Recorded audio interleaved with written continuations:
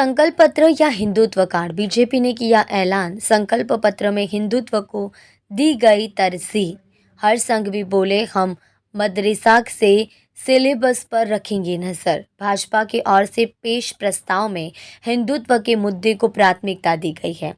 मतदान के लिए अब मतगणना के दिन शेष है। फिर हर पार्टी मतदाताओं को लुभाने के लिए वादे कर रही है। भारतीय जनता पार्टी की ओर से संकल्प पत्र पेश किया गया है, जिसमें अलग अलग विकास कार्यों के साथ हिंदुत्व के एजेंडे का सर्वोच्च प्राथमिकता देने की बात सामने आ रही है। सूरत के उधना कमलम में हर्ष संघवी ने संकल्प पत्र के बारे में विस्तृत जानकारी देते हुए कहा, हम मदरसे के पाठ्यक्रम के निगरानी करेंगे और एक कट्टरपंथ विरोधी प्रकोष्ठ का गठन किया जाएगा, जो देश विरोधी तत्वों और आतंकवादी संगठनों के स्लीपर सेल की पहचान करेगा और उन्हें खत्म करो। हिंदुत्व के एजेंडे की एक झलक भारतीय जनता पार्टी द्वारा प्रस्तुत संकल्प पत्र, जिसमें हिंदुत्व की साफ झलक दिख रही है। चुनाव की घोषणा से पहले चर्चा में रहा गुजरात सामान्य नागरिक संहिता का मुद्दा एक बार फिर बीजेपी की चुनावी घोषणा में पत्र में शामिल हो गया है। साथ ही सालों से राज्य में अक्सर शांति का दावा करने वाली बीजेपी ने राज्य में सार्वजनिक संपत्ति को नुकसान पहुंचाने और हिंसक प्रदर्शन करने वाले तत्वों के खिलाफ बड़ी कार्यवाही करने का वादा किया है। सुनिश्चित किया जाएगा कि गुजरात समान नागरिक संहिता समिति की सिफारिशों को पूरी तरह से लागू किया जाए। देश विरोधी तत्वों और आतंकी संगठनों के स्लीपर सेल की पहचान के लिए एक एंटी रेडिलाइजेशन सेल बनाई जाएगी, निकालने का काम करेगा। सरकारी संपत्ति को नुकसान पहुंचाने की स्थिति में दंगे, हिंसक विरोध और शांति के दौरान असामाजिक तत्वों द्वारा सार्वजनिक और निजी संपत्तियों को हुए नुकसान की भरपाई के लिए कानून लाया जाएगा। पुलिस के बुनियादी ढांचे से आधुनिकीकरण और 1000 करोड़ रुपए खर्च किए जाएंगे।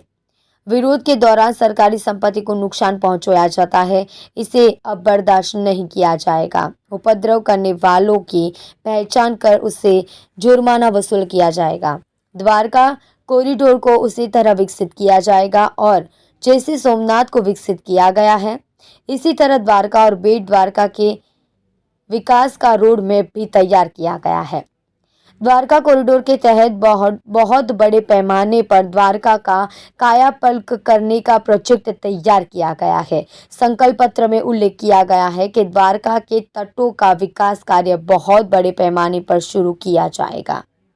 पार्टी गुजरात प्रदेश ने अग्रसर गुजरात के संकल्प पत्र 2022 को लोगों के समक्ष रजू किया है।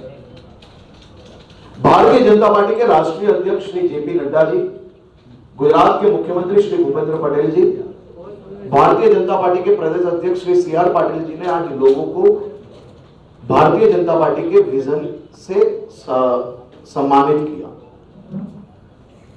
भारतीय जनता पार्टी ने गुजरात में यूनिफॉर्म सिविल कोड को लागू किया है। उसके लिए एक कमेटी बनाई है और एक कमेटी को इसके जो पॉसिबिलिटीज है वो नीचे तक जांच करने के लिए एक कमेटी बना के आगे बढ़ाया है। आज के ये विजन डॉक्यूमेंट में खास तौर पे हमने सुनिश्चित किया है कि ये कमेटी के जो रिपोर्ट आएगी उसके बाद जल्द ही गुजरात में सभी नागरिकों को, गुजरात के सभी समाजों को एक समान हक, एक समान कानून लागू करेंगे और वो जल्द से करेंगे। गुजरात में एंटी रेडिकलाइजेशन सेल बनाएंगे, जिससे देश विरोधी ताकतें आतंकवादी संगठनों पे और खास तौर पे आतंकवादी स्लीपर सेल पे ध्यान रखने के लिए ये सेल बनाया जाएगा। एक टास्क फोर्स बनाया जाएगा, जिससे वक्फ बोर्ड की जो प्रॉपर्टीज है उसकी वो निगरानी, उसकी जांच की जाएगी और खास तौर पे ये जो मदरसा है उनके जो एजुकेशन करिकुलम जो है उस पर भी वो लोग नजर रखेंगे। गुजरात फ्रीडम अमेंडमेंट 2021 मतलब धर्म परिवर्तन का जो कानून है उसको खास तौर पे और कड़ा किया जाएगा, उसको और सख्त बनाया जाएगा। हम जानते हैं कि कहीं ना कहीं छोटे मोटे जब हुल्लड़ होते हैं, जब किसी भी प्रकार के विरोध प्रदर्शन होते हैं, वो विरोध प्रदर्शन में खास तौर के जो हिंसक विरोध होते हैं, अशांति में सरकारी बसेज है, सरकारी बस स्टॉप है, सरकारी मकानों पे पत्थर मार के कई कांच फोड़ दिया जाते हैं, वो सरकारी प्रॉपर्टीज को जो नुकसान पहुंचाते हैं, उसके सामने Gujarat recovery of damage of public and private property act हम जल्द से गुजरात में लागू करेंगे। जो इमरजेंसी लाइन्स है जैसे 100 नंबर, 101 नंबर, 108 नंबर, वो सबको 112 नंबर में कन्वर्ट करके लोगों को सुविधा रहे उसके लिए 112 नंबर हम चालू करेंगे।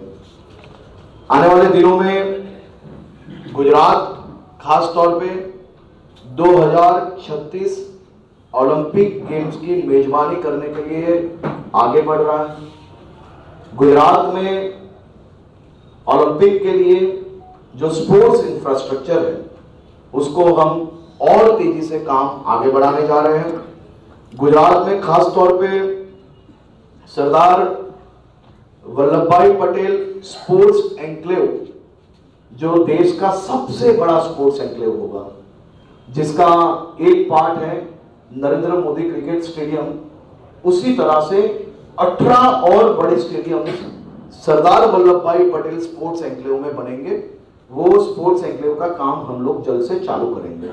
खास तौर पे आज के इस संकल्प पत्र में कानून व्यवस्थाओं से जुड़े 5 महत्व के निर्णय हम 2022 की सरकार बनने के बाद जल्द से लेने वाले हैं। उसमें से पहला निर्णय गुजरात यूनिफॉर्म सिविल कोड होगा, जिसके माध्यम से गुजरात के हर एक समाज, हर एक व्यक्ति को एक समान कानून का हक मिलेगा, एक समान हक सबको प्राप्त होंगे। एंटी रेडिकलाइजेशन सेल के माध्यम से सेफेस्ट गुजरात में उसको और सेफ बनाने के लिए आतंकवादी संगठन किसी भी प्रकार के स्लीपर सेल अगर एक्टिव करते हैं तो उस पर नजर बनाने के लिए ये सेल हम लोग आने वाले दिनों में बनाने के लिए आगे बढ़ने वाले हैं। इसी प्रकार से मैंने जो आपको बताया कि वक्फ बोर्ड की जो प्रॉपर्टीज है, वक्फ बोर्ड की प्रॉपर्टीज पे नजर बनाए रखने के लिए एजुकेशन करिकुलम जो है उस पे भी नजर बनाए रखने के लिए एक टास्क फोर्स बनेगी। वो टास्क फोर्स का काम रहेगा कि अवैध प्रॉपर्टीज पे नजर बनाए और किसी भी प्रकार के करिकुलम में अगर कोई बदलाव हो रहा है तो उस पर नजर बनाए रखें। गुजरात फ्रीडम अमेंडमेंट एक्ट जो धर्म परिवर्तन का एक षड्यंत्र जो चलता है, वो षड्यंत्र रोकने में हमें काफी अच्छी सफलता प्राप्त हुई है, लेकिन इस पे और कड़े कानून की आवश्यकता है, वो आने वाले दिनों में हम बनाने वाले हैं। और पब्लिक प्रॉपर्टी एक्ट, किसी भी प्रकार की पब्लिक प्रॉपर्टी को अगर कोई नुकसान पहुंचाएगा तब उसे बचने का कोई मौका नहीं मिलेगा, उसको पकड़ा भी जाएगा और वो दंड भी वसूल किया जाएगा। जो सरकार का है, जो हमारे गुजरात के नागरिकों की कड़ी मेहनत से कमाया हुआ पैसा है और उससे जो सरकारी सुविधा बनी है, वो सुविधा को नुकसान करने वाला एक भी पत्थरबाज व्यक्ति अब बचेगा नहीं, उससे वो पैसा वसूल करेंगे। आम आदमी पार्टी ने बीजेपी के मैनिफेस्टो कॉपी पेस्ट कहा। द्वारका भगवान कृष्ण की धरती है। देवभूमि द्वारका कॉरिडोर बनाया जाएगा। ये कॉरिडोर दक्षिण भारत का सबसे बड़ा आध्यात्मिक सेंटर होगा। भगवान कृष्ण की ये नगरी पे खास तौर पे भगवान कृष्ण की दुनिया की सबसे बड़ी मूर्ति बनेगी। 3D इमर्सिव शोज, म्यूजियम्स और खास तौर पे द्वारका की जो पौराणिक चीजें हैं, जो लोग उसे भूलेंगे, उसके लिए वहां पे म्यूजियम बनाया जाने वाला है। और बीच टूरिज्म भी द्वारका में डेवलप किया जाएगा।